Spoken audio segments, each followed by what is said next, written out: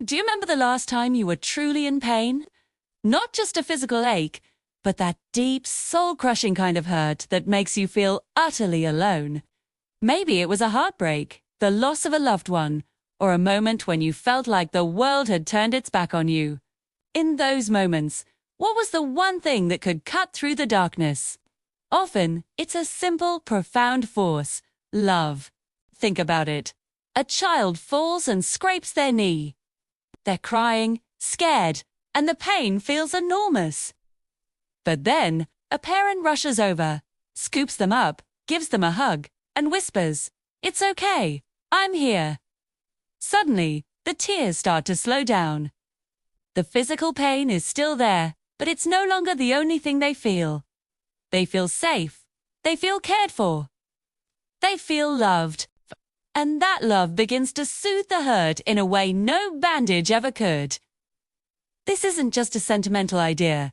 It's deeply rooted in our biology.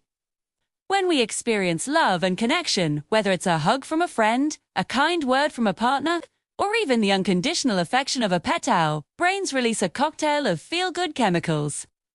Like oxytocin and endorphins. Oxytocin is often called the love hormone or cuddle chemical, and for good reason. It fosters trust, reduces anxiety, and literally lowers our perception of pain. Endorphins are our body's natural painkillers, acting in a similar way to morphine. So when someone shows you love, they are, in a very real sense, giving you a dose of natural medicine. Holiday. But the power of love goes beyond brain chemistry. It rebuilds our emotional world when it feels like it's been shattered. When we're in pain, our focus narrows.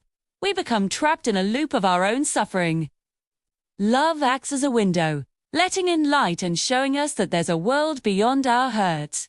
It reminds us that we are part of something larger than ourselves. A friend who sits with you in silence, just being present, is telling you without words, you are not alone in this. A family that rallies around you during a crisis is building a fortress of support, making the unbearable feel manageable. This love doesn't always have to be romantic. It's the love of a community that comes together to support a neighbor. It's the love a teacher shows a struggling student. It's the love we show ourselves when we practice self-compassion, when we allow ourselves to be vulnerable and accept our own imperfections.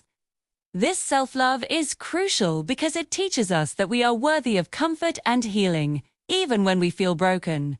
Pain is an inevitable part of the human experience. We can't always avoid it, but we can choose how we face it.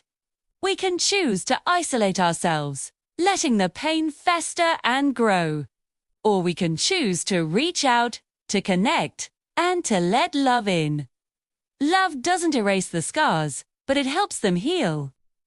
It doesn't pretend the pain never happened, but it gives us the strength to carry on in spite of it. Choose the gentle hand that holds ours in the dark, the steady voice that whispers, "You will get through this." So the next time you see someone hurting, remember the immense power you hold. A simple act of kindness, a moment of genuine connection, a gesture of love, it might just be the medicine they need. And if you're the one in pain, please know you are not a burden. Reach out, let someone in, because love, in all its forms, is the most powerful anesthetic we will ever know.